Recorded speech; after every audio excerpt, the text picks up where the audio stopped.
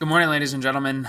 It is Tuesday, March 24th, 2020, and I'm here to report on the latest coronavirus news to help you compose your daily coronavirus journal.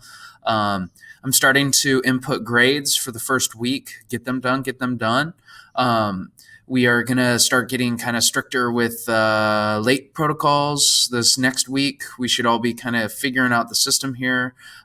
Text me or email me if you have any questions, or call. I'm a caller. Okay. Email mlefevre@UUSD or call me or text 707-267-1799. Okay, moving into it. Today, we're going to first look at the San Francisco Chronicle coronavirus map. We're going to compare yesterday's versus today's. Then we're going to talk about ESPN reporting on the Tokyo 2020 Olympics officially being postponed until 2021.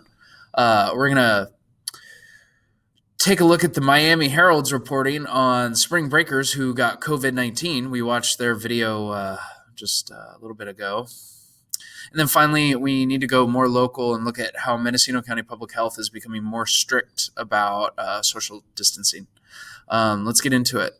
First off, let's look at yesterday's coronavirus numbers. We were at 1887 confirmed cases in Cali yesterday. We were at 35 confirmed deaths in California and 798 confirmed cases in the Bay Area. Let us compare those numbers to the map today.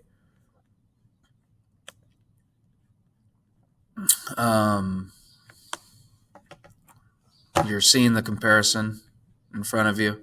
2,248 or 46 to 1887. 42 confirmed deaths versus 35.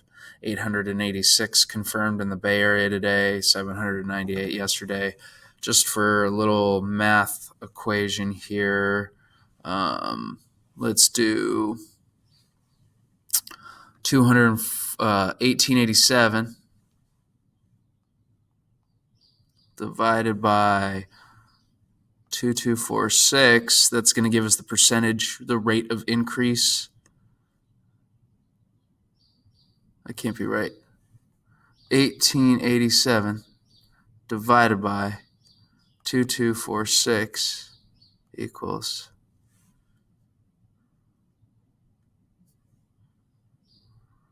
according to this, and then multiply it by 100.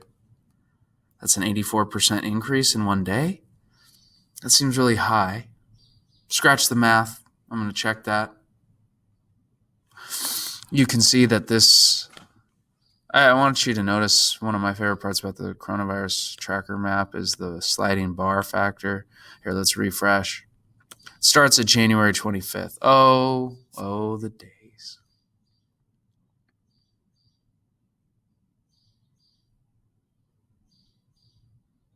Is loading. Watch it. Watch the cases across the state change as we progress in time. It's going to be a late February when it starts really exploding. It's fascinating to watch. I want you to notice Mendocino County is still at 1 case. Sonoma County has been increasing. They added like 6 cases just yesterday. So please practice social distancing. Okay. All right. According to the agenda, we're going to talk about now ESPN and the fact that Tokyo Olympics are being postponed. Let's take a look.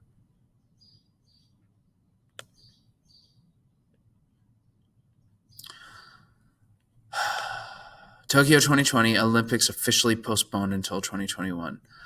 This is unprecedented, meaning it's never happened before. The Olympic Games have been postponed for something other than war. Fascinating. But rarely has the world come to a grinding halt the way it has over the novel coronavirus. Across the world, people are practicing the social distancing, sheltering in place.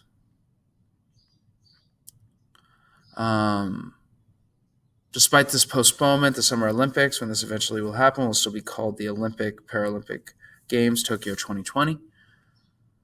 The International Olympic Committee president and the Prime Minister of Japan have concluded that the Games must be rescheduled to a date beyond 2020, but not later than summer 2021 to safeguard the health of the athletes. I'm really glad they're doing this. This is an international event where an international consortium of athletes are going to go in one place. And athleticism is inherently physical, and physical is inherently going to exchange body fluids and all the crud that COVID comes with it. And all of those guys are going to be really healthy, right? But there's asymptomatic carriers of COVID-19 in which they're not demonstrating any symptoms, but they are still prone to transfer the virus.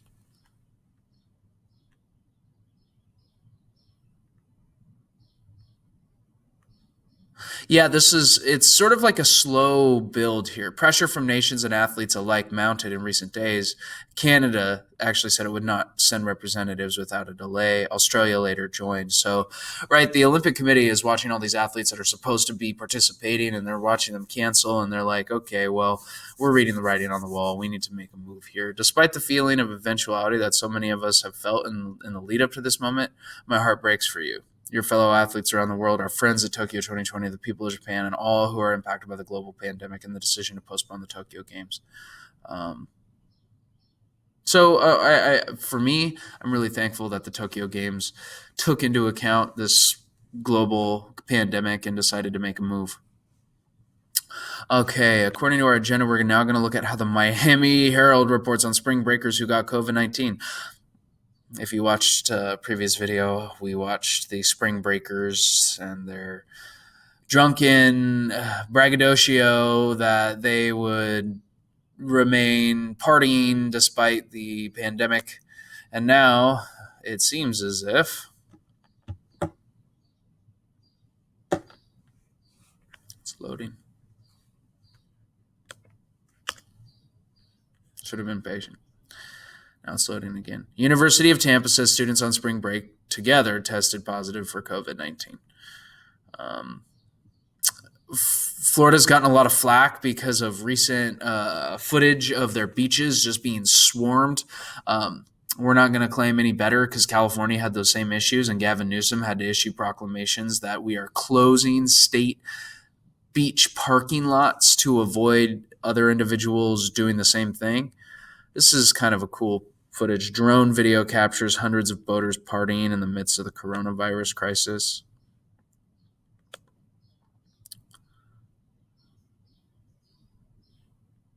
I'll just let this load here for a sec. And this to me is very disappointing. I think you could say that we as a society need to be taking this seriously, and this sort of demonstration is clearly the opposite, thinking that this is no big deal, that we can go on about our lives, drink large copious amounts of alcohol that is immunocompromising and still sustain.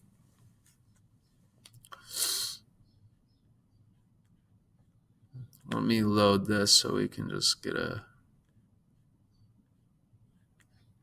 Jeez, this is a glitchy website.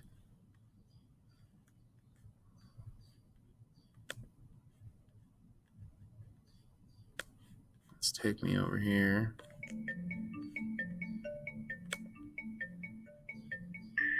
Just stop. All right.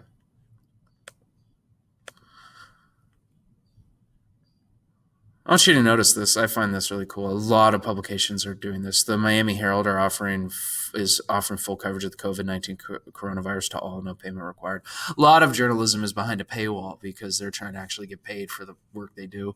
But with the COVID-19 crisis, people have realized that the public's need for information is more important than our profit, which I celebrate.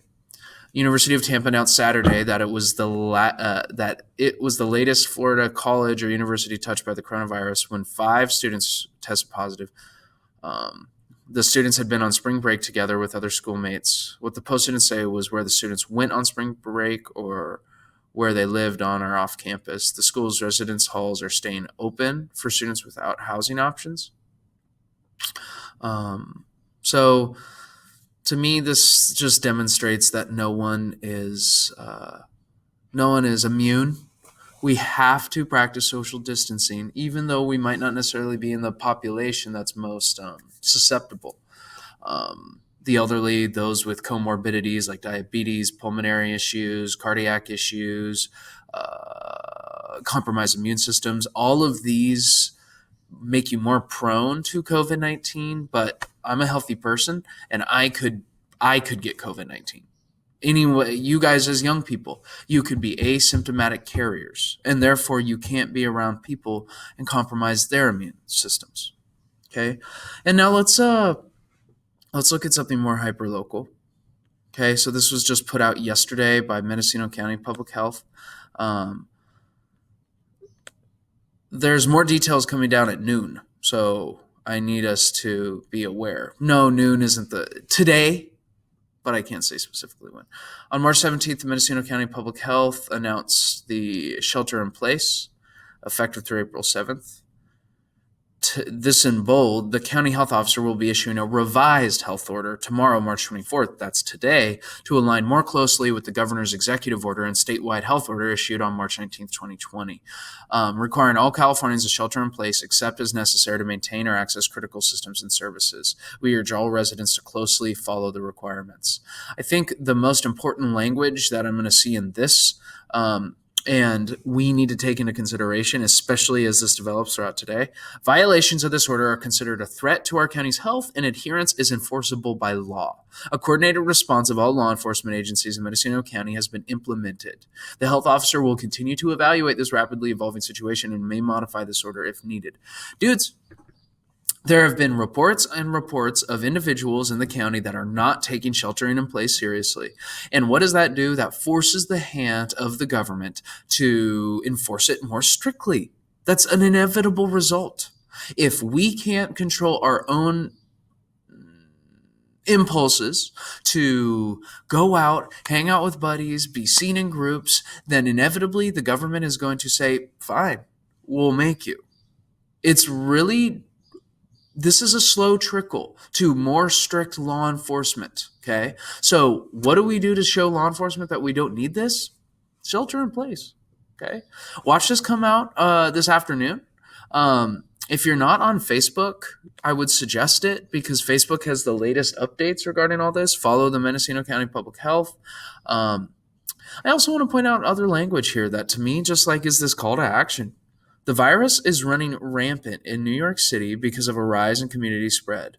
The healthcare system is at a critical capacity and on the verge of collapse. New York's population density and close quarters combined with a lack of social distancing has had this result that is just like what's going on in Italy and other parts of Europe.